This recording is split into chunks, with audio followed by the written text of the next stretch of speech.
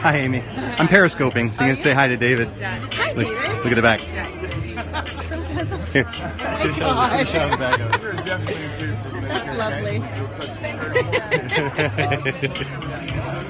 You're hilarious.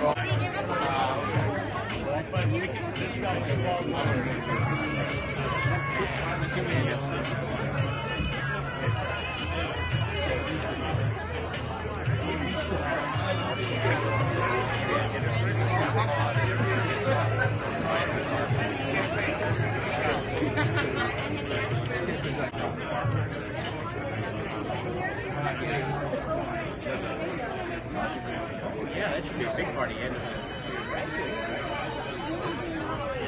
Make sure you get tickets to the dance room. Find out.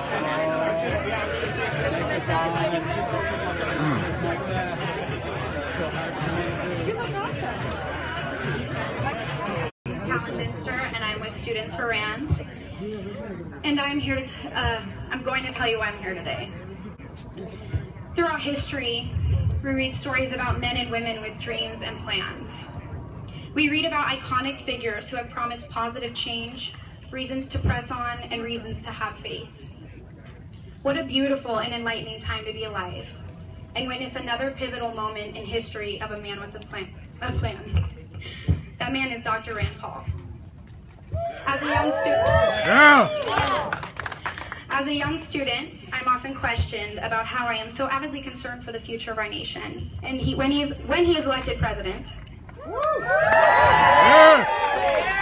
he will help Americans see clearly again that freedom, our long-forgotten clarion call, works for the betterment of all.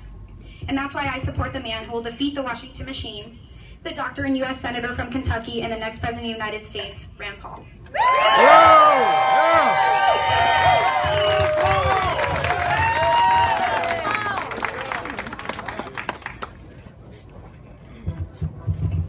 Hello, my name's Danny Tarkanian, and I'm a candidate for Congress in this district, CD3. You know, I had to think long and hard about making this introduction. For a UNLV rebel like me, to heap praise upon a blue devil, you know that it must be deserved. And he called me numerous times just to check on how I was doing in my congressional campaign. And he took time out of his busy schedule in Washington, D.C. to introduce me to some of his colleagues. Senator Paul is a man who values people. He is a man who values relationships. He is a man of compassion, and he truly cares. But most importantly, he is a man who listens. With great pleasure, I would like to introduce Senator Rand Paul.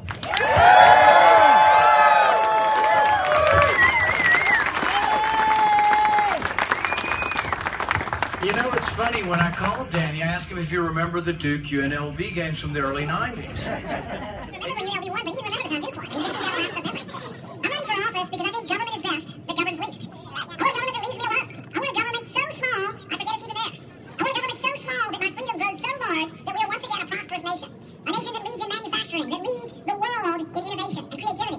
We have all of that. What an amazing plan. A little bit less fast. Everyone on the stage among the Republicans will say, I'm for a balanced budget amendment to the Constitution. Every one of them will. But how many of them will actually vote for a budget that balances? I've introduced 3 different 5-year budgets that balance, and about 1 in 3 Republicans vote for them. That's our problem. You need to get Republicans that are concerned enough about your government spending and about the debt. They asked Admiral Bowen, what is the greatest threat to our country? And he said the #1 threat to our national security Is our debt. You cannot be a strong country if you're projecting your power from bankruptcy court. That's our problem. We cannot spend our way to strength. You spend your surplus. How do you get a surplus? How do you have enough money to defend the country? You have to have a strong economy.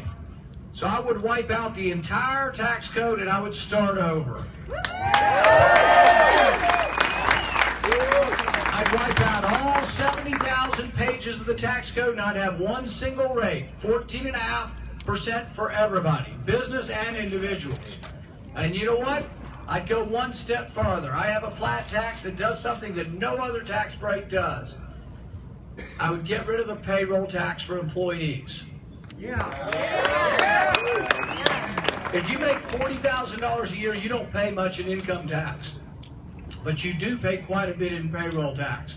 I would flip the payroll tax and the business would pay the entire payroll tax. And I would say about how we provide for Social Security, that's the number one item, that it would be completely paid for by the tax before we spent money on anything else. It would be a fully funded Social Security tax. But what we would have is now a tax code that everybody in the whole country could say, you know what, I'm going to have more take-home pay.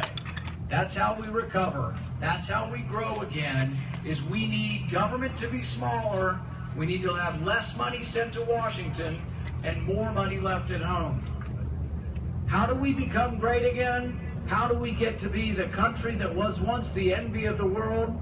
We need more freedom. We need smaller government. The bigger your government is, the less liberty you have. We need a small government, lots of liberty. I'm the candidate that's going to do it for you, and I appreciate you coming out.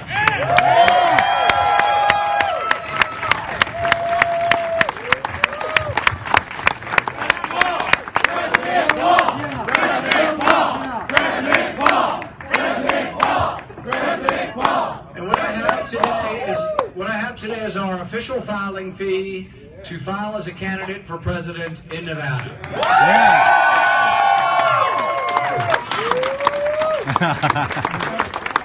Thank you. Picture. Thanks, everybody.